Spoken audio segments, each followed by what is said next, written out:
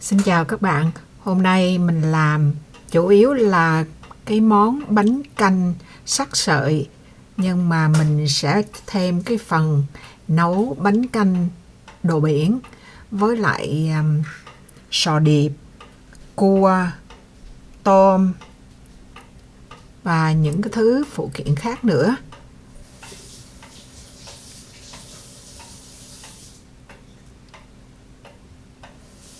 Bột thì mình ngâm gạo xay, nhưng mà mình đưa công thức cho các bạn là bột gạo 200g bột gạo, 150g bột năng, 150g tinh bột khoai, 1 teaspoon muối.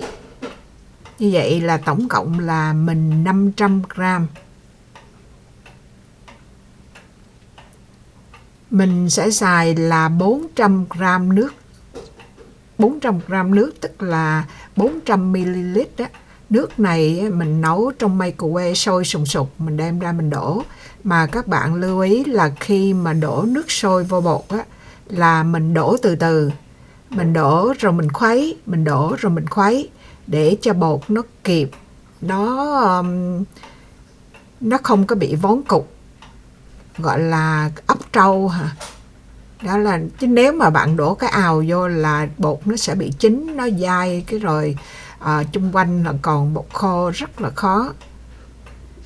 Rồi mình sẽ nhồi từ từ, vì mình làm bột ngâm xay, thành ra mình lấy cái bột gạo mình bỏ vô microwave. Nếu mà các bạn làm bột gạo ngâm xay thì các bạn phải biết tính cái công thức bao nhiêu nước trong đó, mà mình trừ cái nước trong 400g đó ra. Sau khi mình nhồi sơ rồi thì mình đem ra cái mặt bàn, mình lót cái miếng silicone này, mình nhồi nó đến khi mà nó mịn.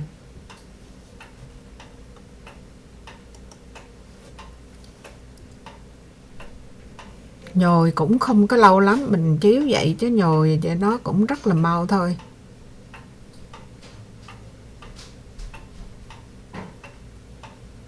Mình chia làm hai ra một nửa, mình bỏ vô trong cái hộp, mình đậy nắp lại cho nó khỏi khô á, tại vì bột này nó cũng nửa chín nửa sống rồi đó. Rồi thì mình cán nó ra, mình phủ bột. Bột các bạn có thể xài bột năng, bột gạo, bột gì cũng được. Mình đang có bột cornstarch thì mình đem ra mình trải nó. Rồi mình cắt hình chữ nhật. Cái này là mình kỹ như vậy, chứ bạn để mình cắt so le đồ cũng không có quan trọng. Cắt bằng dao cũng được, cắt bằng cái gì cũng được. Mình xếp đôi lại, mình cắt nó, mình phải trải một cái lớp bột ở giữa trước khi mình xếp đôi thì nó không có bị dính vô với nhau.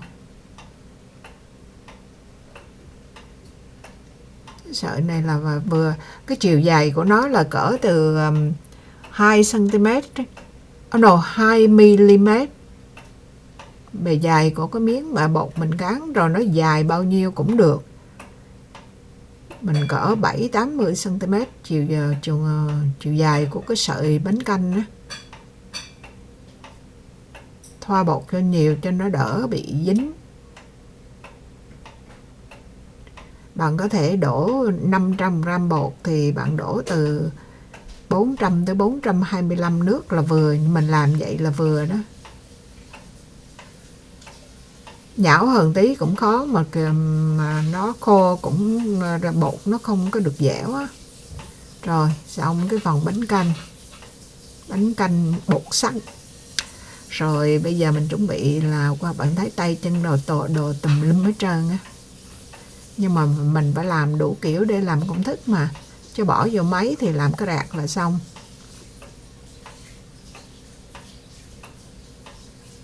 Rồi bây giờ mình chuẩn bị mình nấu súp. Mình xài scallop này, cái cùi sò điệp này là 300g, 400g xương giò heo hả, mình không biết cái này gọi là cái gì, xương giò heo. Thì mình cho vô cỡ 2 muỗng canh giấm, mình rửa 2 muỗng canh hay nhiều hơn cũng được, rửa thiệt sạch đến khi mà mình thấy không, mình ngâm cỡ 5 phút 10 phút gì rồi mình rửa lại. Có thể bạn muốn bỏ thêm muối bỏ, rồi mình không có luộc trước, mình bỏ vô đó 2 lít nước chicken broth, đó là nước canh gà đó. Rồi mình cho vô hành cỡ 100g hành, xong rồi mình cho vô muỗng muối, mình nấu slow cook cỡ 2 tiếng đồng hồ. Cái bịch này là bịch cua, nó là cỡ 2 pound, mình tính ra đại đó là 900g. Ông xã ông làm, ông lấy cua rồi ông đập nát bát. Rồi 2 muỗng canh tỏi, 2 muỗng canh hành. Bây giờ mình sắc chanh ra, hành ngò, rồi ớt để sẵn đó, để lát làm màu làm mặt lên ở trên.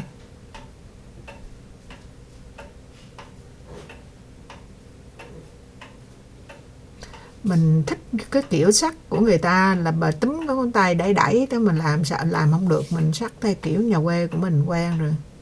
Cái kiểu kia mình không dám thử sợ chơi luôn cái tay là rồi.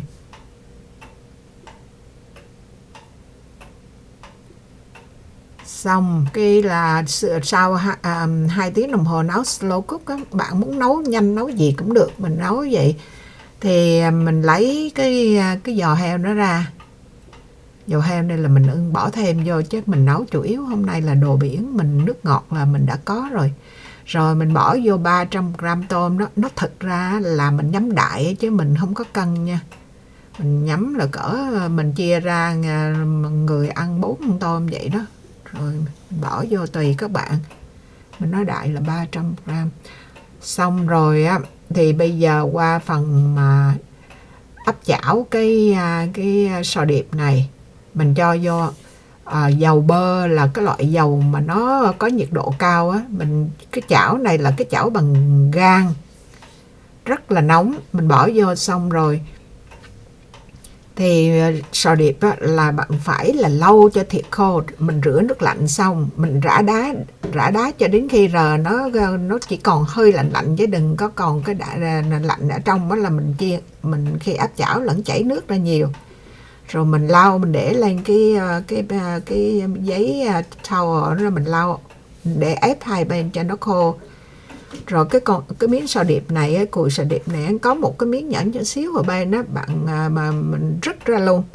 Mình để cái miếng cho nó tròn, nhưng mà cái sò điệp này mình mua ở Costco, nó cắt đủ cái cỡ đó, nó không phải cùng một cái kiểu, một cỡ. Mình bỏ vô, mình chưa ướp, các bạn muốn ướp trước cũng được.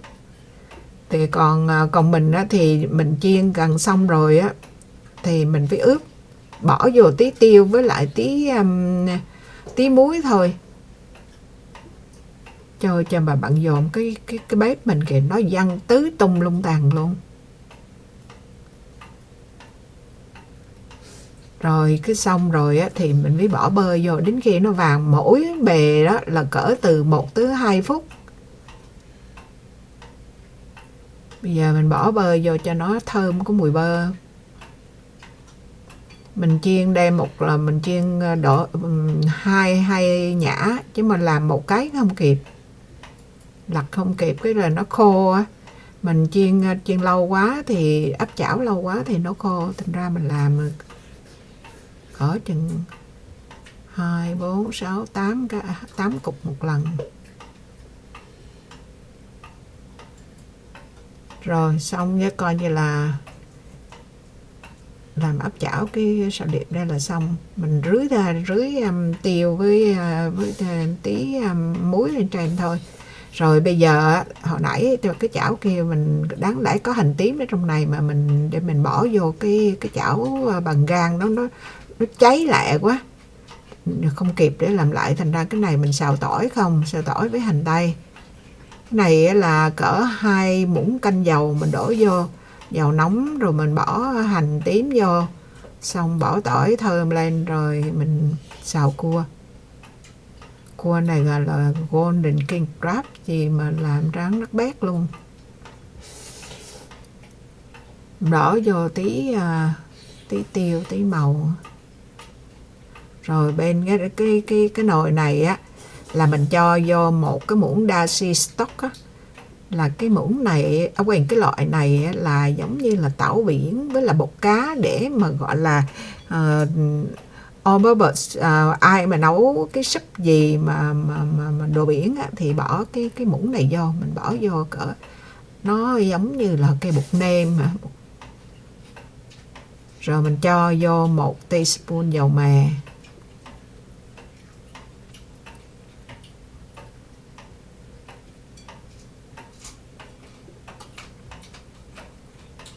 rồi nêm nếm lại mà tại vì những cái đồ tôm cua rồi gì nó cũng mặn mặn hết trơn rồi á, thành ra bạn nêm nếm coi chừng vừa miệng mình á.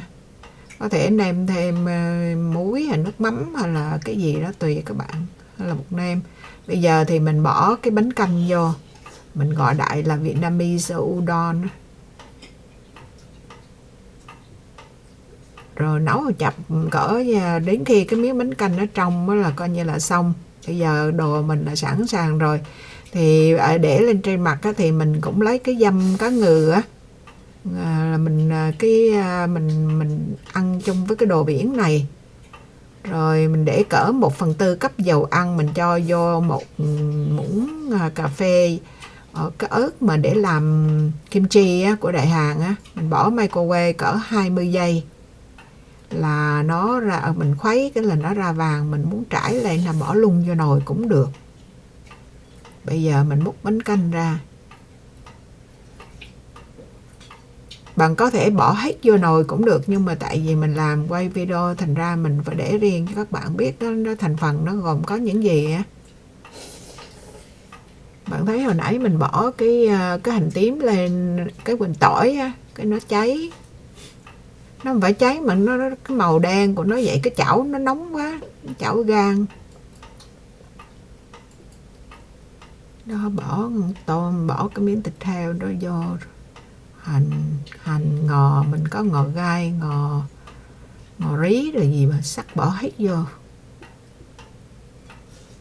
ớt cay, ớt không cay rồi gì cũng. Mình còn nặn chanh vô mình ăn, bạn muốn ăn cái gì tùy bạn à. Mình thích có chút chua chua rồi rắc tí tiêu lên nữa. Rồi như vậy là hấp thôi. Mình có ăn rau kèm, nấm kèm đó gì thì bỏ vô, còn cái này mình làm chân đó. Cái sợi nó vừa ăn, bạn làm cái 200g gạo, bột gạo với lại 150 bột năng, 150 tinh bột khoai là vô là mình thấy cái sợi nó vừa. Đó, mình bỏ thêm cái mình chẳng biết gọi này là cái gì, đồ của Nhật á, thì mình gọi là dăm bào cá ngừ đi. Rồi ngó kỹ lại đồ linh tinh đó lũ khủ luôn. Vậy đó là mình chủ yếu là mình chia sẻ cái cách làm bánh canh mà sắc sợi như vậy thôi. Còn nấu thêm cái món này là gia đình mình ăn thì mình nấu, mình chia sẻ luôn với các bạn theo cái cách nấu của mình. Mình ăn kiểu này là mình thấy vừa miệng rất là ngon, là kiểu đồ biển á. Cái này là cái tô của ngày hôm sau nó dư á, thì mình chiếu cho các bạn thấy là đồ dư hôm sau mà cái sợi bánh canh nó vẫn còn ngon lắm. Rồi mình chia sẻ tới đây là xong. Cảm ơn các bạn đã theo dõi. Hẹn gặp lại các bạn trong những video kế tiếp. Bye bye. Cảm ơn rất nhiều.